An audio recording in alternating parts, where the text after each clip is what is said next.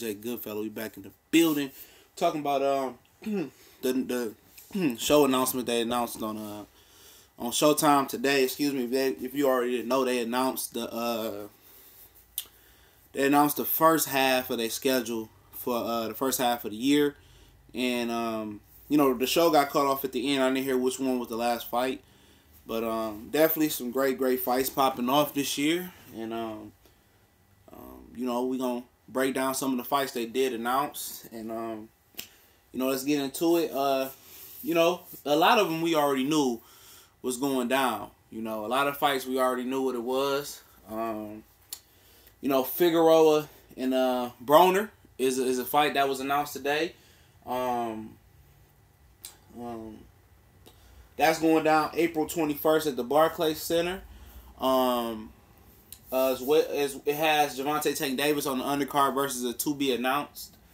I'm thinking that fight is at 140 because Adrien Broner said that everybody that wanted to see him had to come to 140. So it was a little bit debate about Omar Figueroa needed some time to get ready to make weight.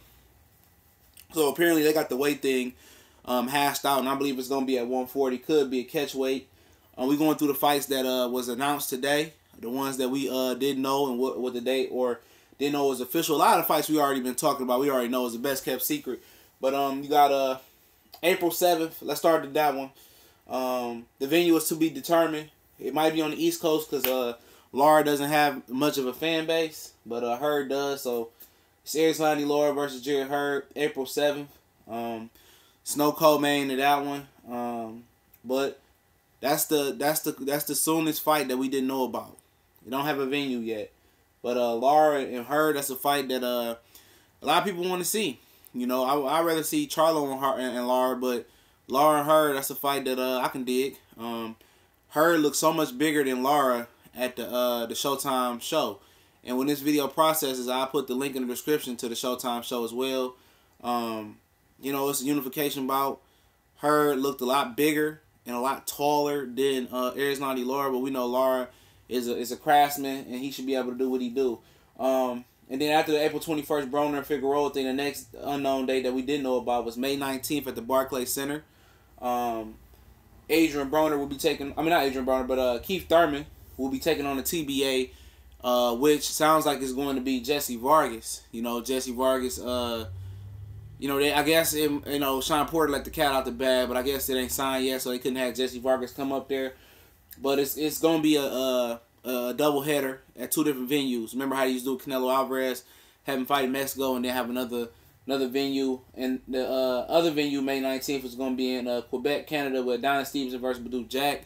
Sounds like they hashed out a deal. I don't know what's going to happen to Adrien Alvarez. He gave up his mandatory spot to goof it because I guess they couldn't hash out a deal. So, you know, let's talk about, you know, Stevenson and Jack. That's an interesting fight.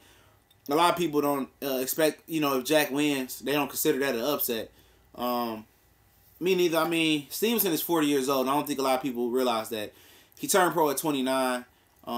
He was a pimp or something like that and went to jail and got into boxing. For a guy that started boxing so late and only had a handful of amateur fights, he definitely has done well for himself. But the competitive nature isn't there.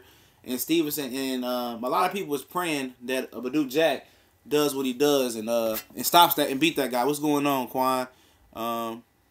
Yeah, I'm hoping Scarface. I'm hoping Jack by decision because Jack is caught out Kovalev, and you know, he dropped his belt, and it didn't make no sense for me. For me, really, when I talked about the rumor yesterday, I just talked about it because it was hot that Jack would drop his belt and not fight Stevenson or Beterbiev, and Beterbiev didn't bring the money that Stevenson brought. So for Jack, it's a good fight.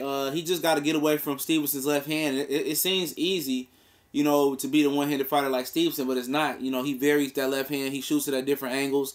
Yeah, he been looking real good. He looked a little bit, Jack looked a little small versus Nathan Cleverly, in my opinion, but he going to grow into the weight class. You know, Stevenson, he'll vary the left hand up and down. You know, he'll turn into an uppercut. So it's a very dangerous left hand. So, you know, May 19th is a double main fight. It's not even a co-main. It's double main.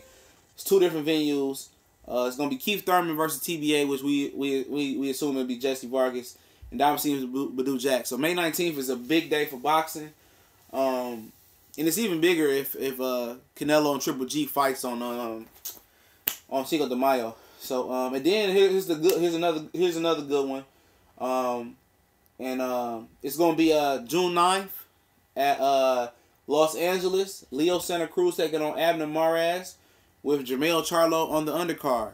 You know, that's gonna be a good one. You know, Charlo's they be training at Goose's gym all the time. Joe Goose's gym.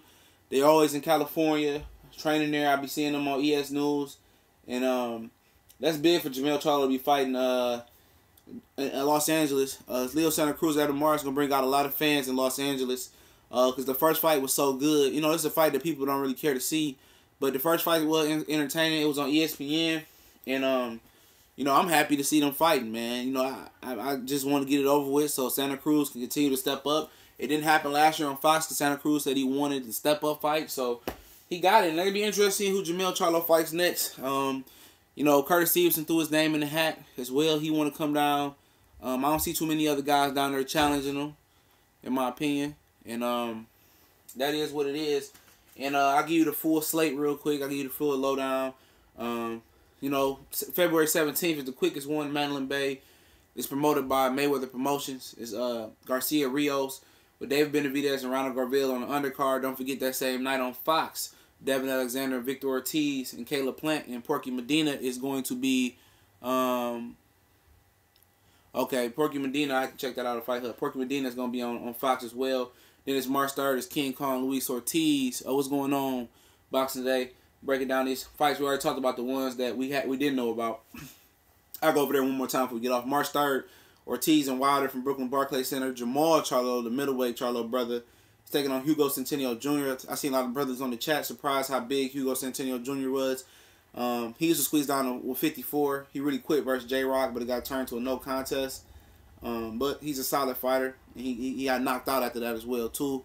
Yeah, hell of fights. This is a great lineup, in my opinion. March 10th, we know that fight got pushed back. Libanese and Marky Garcia. You know, Rancis Bartholomew and Rednick gonna run it back again. This time for the WBA super title, not the regular WBA title. You know, I'm going down the line again. April 7th, Hurd and Lauren Hurd. 21st, in a Brooklyn Barclay, Broner and Figueroa. Thurman is probably gonna be in a double main event. It's gonna be a double main event. Thurman's probably gonna be fighting Jesse Vargas, and then in Canada it's gonna be Stevenson and Jack. Stevenson and Marez. Santa Cruz and Marez is gonna be June 9th. And Spence is gonna be coming back June 16th in Dallas, Texas, probably versus Carlos Uncampo if he takes that challenge as well. But you know, talk about some more of the fights, man. This is a great lineup. Excellent lineup by Showtime. They definitely trying to deliver the death blow. And the most shocking fight that I can probably say that I didn't know about is I pretty much knew about all of them, to be honest. I knew about all of them for quite some time. We talked about Omar Figueroa so much. Yeah, they got HBO beat by miles now, but HBO has bigger subscriber lists. That's why they do better views. I guess I knew about all of them. I mean, Charlo going to Los Angeles, I think that's big for him globally. But it is a hell of a lineup. This is only the first half of the year, man. Broner and Figueroa, let's start there. I'm interested in that fight because I'm interested to see if Figueroa could take Broner's power and if Broner could pull the trigger and counter Figueroa with some of the volume that Figueroa brings to the table. What's going on, Juan? Yeah, Jose, excuse me. I couldn't see on the phone. You know, a lot of people still believe in Adrien Broner. And for rightful reason why. He's a very talented individual. He's very articulate. You know, he's a smart brother. You know, I think he got accepted to Michigan Tech University when he was 16 or 15 or something like that and got kicked out for being immature. He was too immature to make the jump. A lot of people don't know that. And he's still dealing with immaturity, you know, being immature. But, you know, he been training. I seen him drinking some Hennessy. Hopefully he can just leave that alone, man. You know, people's like, why do Broner go to the club? Because he get money to walk through. You know, you probably get 10, 15, 20,000 just to walk through a club and show up. So, You know, you ain't gonna turn that down, and you want to be a celebrity. You want to flex your famous muscles and stuff of that nature.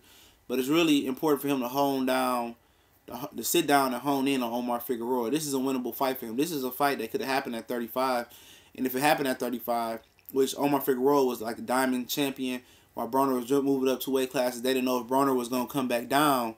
Yeah, you're right.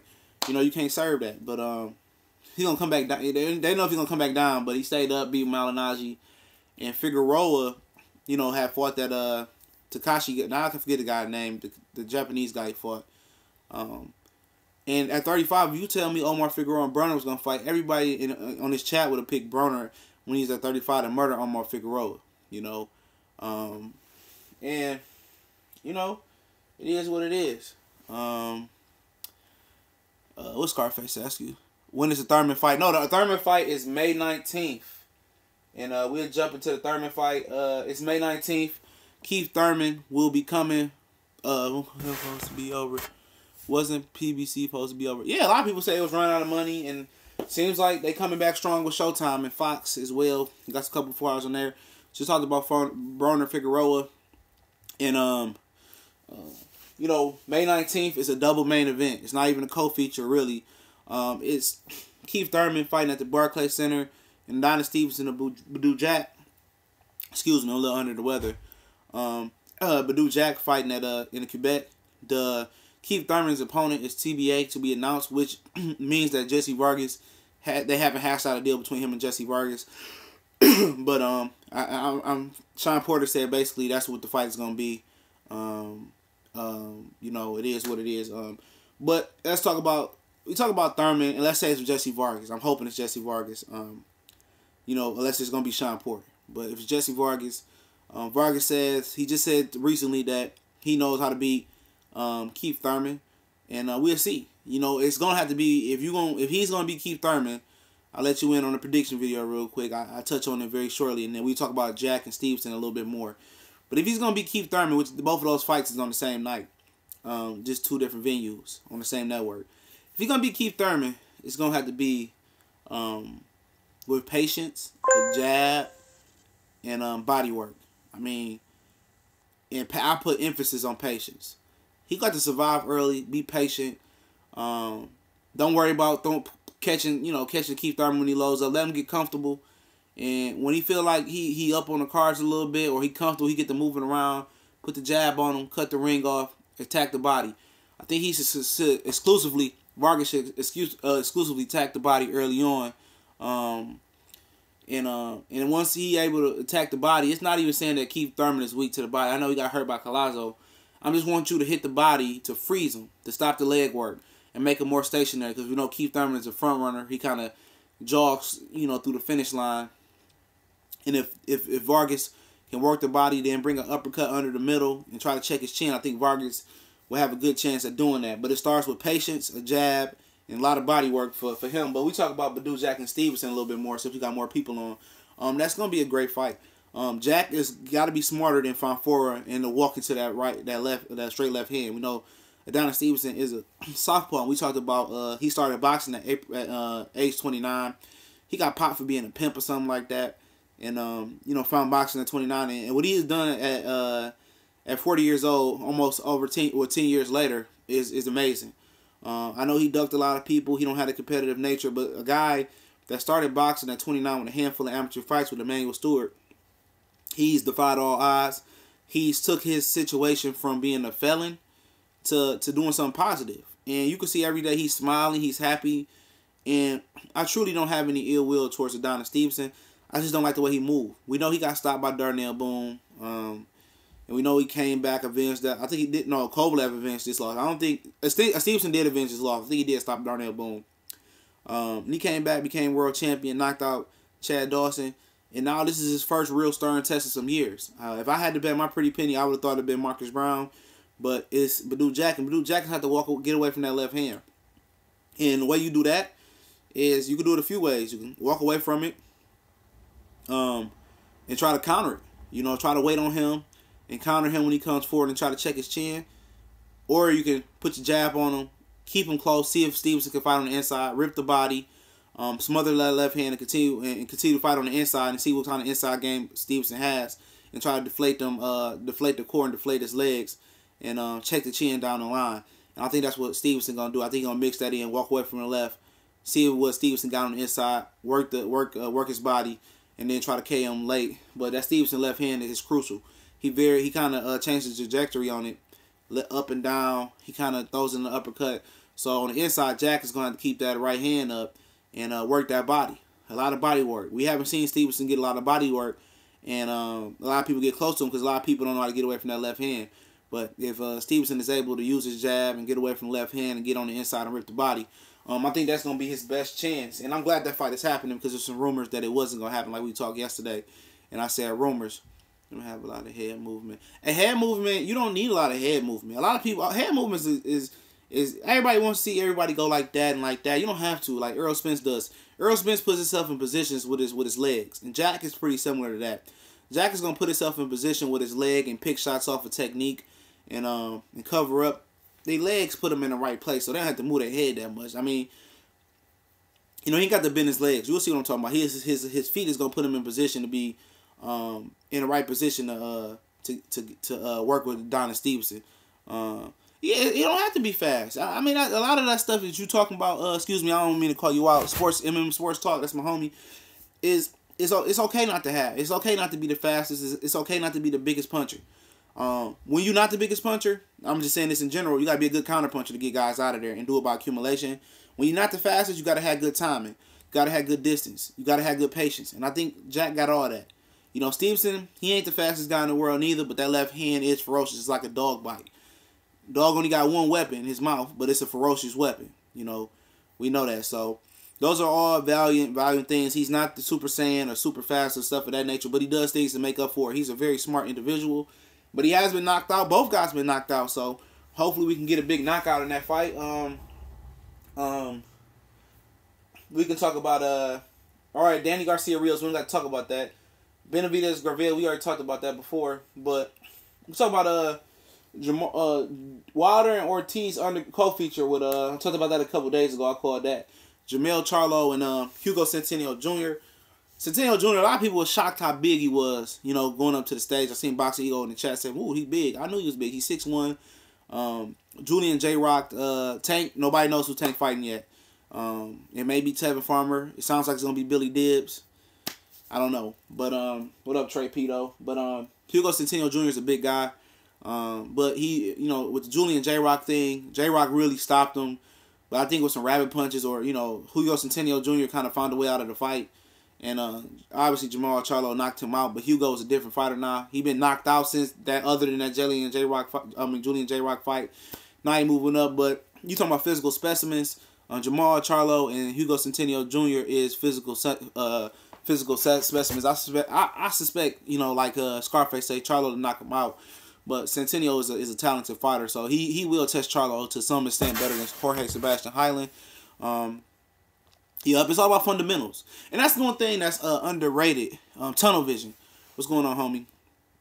Which fight? Which fight you talking about? MM Sports. Hurry up and chat back. If you're talking about the Stevenson and Jack fights the same night as Keith Thurman fight, May 9th. May 19th. That's going to be on March 3rd. That's going to be on the Wilder Ortiz undercard in Brooklyn Barclay. We talked about that fight. We're going to talk plenty more about Wilder Ortiz and other videos and stuff of that nature. It sounded like the last dude. So Jorge Sebastian Highland, the last guy that Charlo fought, was actually he had been Triple G mandatory or the WBC mandatory for like 3 or 4 years, and I think he had a leg injury, to be honest, man. But I heard he didn't. But it is what it is. Living as Mark Garcia, we already know about that. Let's talk about this Errol Spence Dallas date. June 16th, we know Errol Spence had a Dallas date last year, like in the fallish, and it didn't come through. He couldn't find nobody to fight him. Carlos Ocampo, it's remained to be seen if he's interested in fighting this mandatory in Errol Spence, because he hasn't had a lot of high competition. I haven't seen him fight, but I heard some people have some opinions on him that he's all right, but he's not ready yet. He was supposed to step up versus Konstantin Pulemarv. Yeah, I'm going. I'm planning on June 16th. I plan on wanting to go to that, man. I want to go support Earl Spence in Dallas. I've been in Dallas before, but yeah, June 16th. Yeah, stay busy. Fight is mandatory. Get him out. And if that's not the case, and Carlos Ocampo doesn't want to fight him, I believe that Luis Collazo is ranked highly in the IBF. He said he was open to fighting Spence, I believe. Now that he's healed from his injury, so I mean, worst case scenario, Collazo is always a good tough test. But you know, I want to see him fight 3 times a year, and he come back at the end of the year. Hopefully, he can make Keith Thurman happen. But you know, if it's Ocampo, it's just Luis Collazo. I mean, somebody said Speedy Rashidi Ellis. I like that fight. I don't know if Ellis is ready, but Ellis can possess some. He possesses a unique skill set with a lot of. We are not in April. I mean, he just fought. That's why he just fought. He wants to fight 3 times this year, and you know the networks have specific fight dates for guys. You know, I mean, they already got a lot of fights in April, so. If you want to fight on TV, I mean, he got to find a TV day slot that fit for him. And June was probably, you know, they first, you know, for him. You know, because I say June was a good day for him. Because you gotta get the other guys in there in the first half of the year. They gotta get these guys fighting more than once a year. So when they got the first day open towards the second half of the year, he gonna get that. You know, he gonna get that date. You know, he wants to fight 3 times a year. He's one of the few PBC guys that interested in doing that. And you know, if you get down to Dallas, you know, Travelocity is a good app to use. Very cheap hotel rooms and discounted tickets. But you know what it is. As far as that, but other than that, you know, that's what it is. Boxing Scene got the full little article link in there with all the fights and stuff of that nature. It's a hell of a first half of the year for Showtime Boxing. Make sure I didn't miss nothing. You know, and you know, we're gonna see what HBO and ESPN got lined up. I'm pretty sure some of these dates that Showtime have, HBO and ESPN and other networks and Sky and Box Nation, they gonna have other fight dates on those same days. So it's gonna be a big first half of the year for boxing. You know, hopefully Keith Thurman can stay healthy. He walked up to the stage like Keith Thurman was, like he was like that guy. Keith Thurman walked to the stage like he was that guy. He held his belts. And it was funny because Danny Garcia went to the other side of where Earl Spence was at. But I couldn't really tell if Keith looked heavy. He might have been a little heavy. I really wasn't paying attention. He had that little tight, maybe because that suit he had on. No updates on Crawford yet. I'm hearing April 12th. Madison Square Garden, Pacquiao could headline Jeff Horn and Crawford. That's the last update I heard from that, man. But you know, shout out to all the brothers out there, man. We gonna stay on this boxing grind and this, you know, everything we do grind. Appreciate for y'all sharing the video, subscribing. Make sure y'all head over to the podcast. When it's a process, I put the podcast link. You want to donate? Appreciate it. We gone for the most part.